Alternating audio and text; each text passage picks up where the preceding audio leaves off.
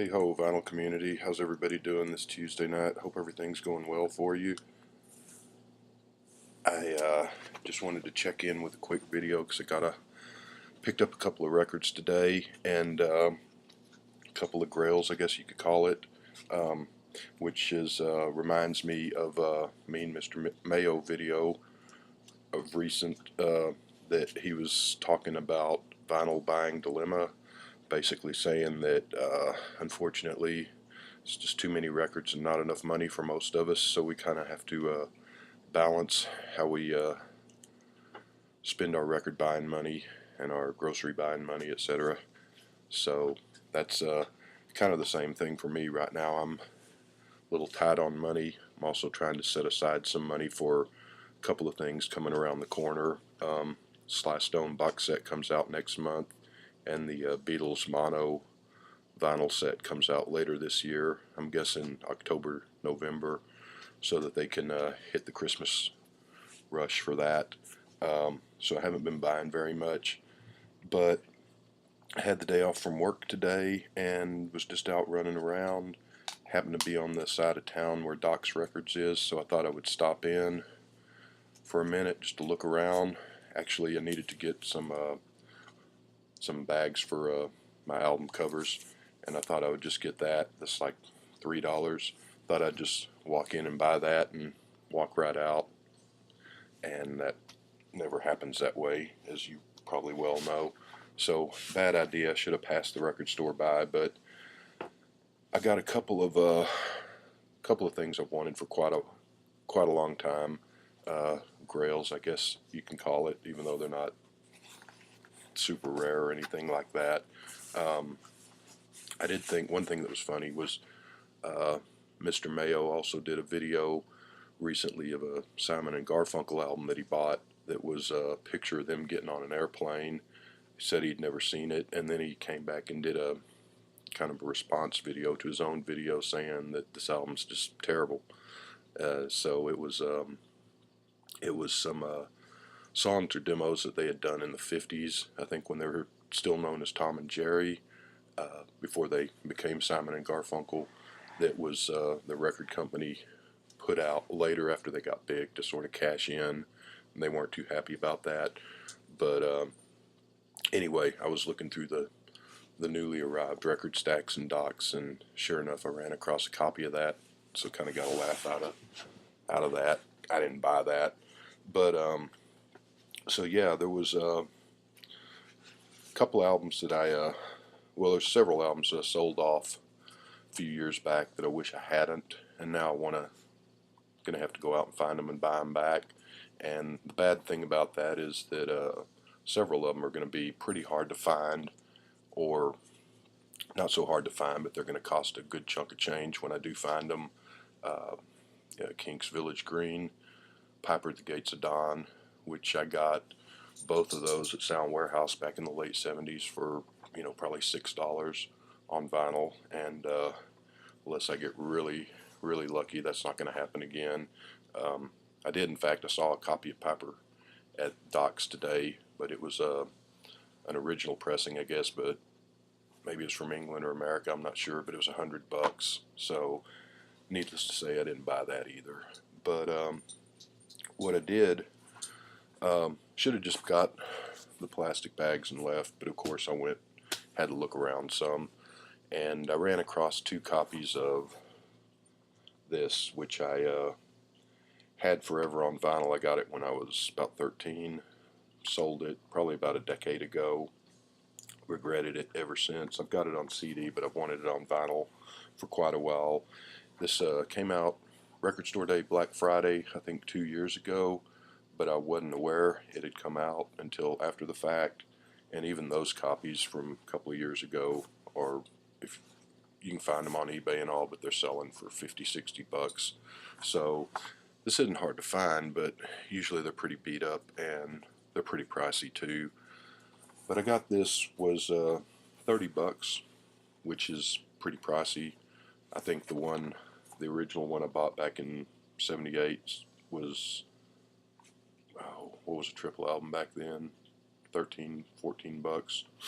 But But so they had 2 copies of this, and one of them was the records in both copies were really good shape. One of them, the side of the box here was pretty beat up on the corner and all. This one's in really good shape. The box, it's got a couple of spots there. Can't really see that because it's all, well, maybe you can. It's got a couple of spots on that. But overall, it's in pretty good shape. And if you remember, you're not going to be able to see this because it's black, but that little strip there that attached the cover to the back, the album used to open like that. It whoever had this must have taken an X-Acto knife or something and just cut the thing, because it's got it's on two pieces now, which is fine, I guess. Hold on, I came on there. Let me turn that off. So, but that's one of the things I've been wanting to get for a long time. And the 3 albums, you got the sleeve with the lyrics. The I don't know if that's going to show up. Yeah, maybe it will. It's on the red apple, which I remember it being. And let me get. All right. That thing's annoying. The vinyl's in really great shape. I need to dust it off a little bit, but no scratches or anything on it that I can see. Played the first disc earlier today. Haven't had time to play the rest of them, the other 2. Second album, lyric sheet again. Vinyl's in really nice shape. And last, and a lot of times people say least with this set, the infamous Apple Jam disc, which that was pretty dusty, but the vinyl's really clean. Otherwise, I mean, no scratches or anything, so I do need to clean that one off. I never minded the Apple Jam. I think it's pretty good. It's not as good as the first 2, the album proper, I guess, by any means, but this is an album that when I play it, I almost always play the whole thing. I don't just listen to one record or just part of it. It's kind of a best experience from beginning to end, I find. So I generally go through the whole, including the Apple Jam. And this copy also had the poster. There's George looking kind of scary and foreboding in his big old giant mansion, Friar Park. And one thing that was kind of neat about this, poster's in good shape. Looks like whoever had this had hung it on the wall at some point. But whoever had this glued the White Album portrait on the bottom down there. So that's kind of cool. That's one thing about George. The Beatles, he had the best house and had the cutest wife in Pattie Boyd, I always thought. So I would like to have had both. Anyway, so yeah, all things must pass. And I remember getting that album when I was, I think I was 13. And that was one of them that, being 13, you don't have a lot of money, which kind of can relate to that now too. But so things like the White Album and the Beatles story, and certainly triple albums, didn't really have the money to get, so I had to save long and hard. But I kind of lucked out on that, because I remember back in, I think it was summer of '77, I was go around the neighborhood and mow lawns to make a little extra money. You know, mow somebody's lawn for $10 or whatever it was back then that you did. And some guy that moved in next door to us, he was, I don't know, about 30, and single and just lived by himself. And he worked constantly. He had a brand new Corvette, so I don't know what he did, but he made pretty good money. But he was just always at work and rarely ever at home. And so his grass, you know, was getting higher and higher. And I went by and asked him if I could mow his lawn, and he said, no, I need to get it done. I'll take care of it whenever I get the time. And then a week or two later, I guess the city came by and gave him a citation for tall grass and said he had, a week or whatever to get it mowed. So I went by just to double check a few days later, and he said, well, I need to get this done, and I just don't have time. So, and I just go ahead and do it. And I said, well, $60. And I just kind of blurted it out without thinking, and then I immediately thought, he's going to think that's crazy. And he said, oh, yeah, okay, fine. I was like, well, I'm rich, because when you're 13, $60 is, So anyway, I mowed the guy's lawn. Thrilling story. Took a couple of days because it was so high in the backyard, especially. And I got $60, and I headed to Sound Warehouse and got All Things Must Pass and Ram and the Beatles story and the Plastic Ono Band, the first, the John Lennon Plastic Ono Band album. So pretty good score with that. So, and probably All Things Must Pass.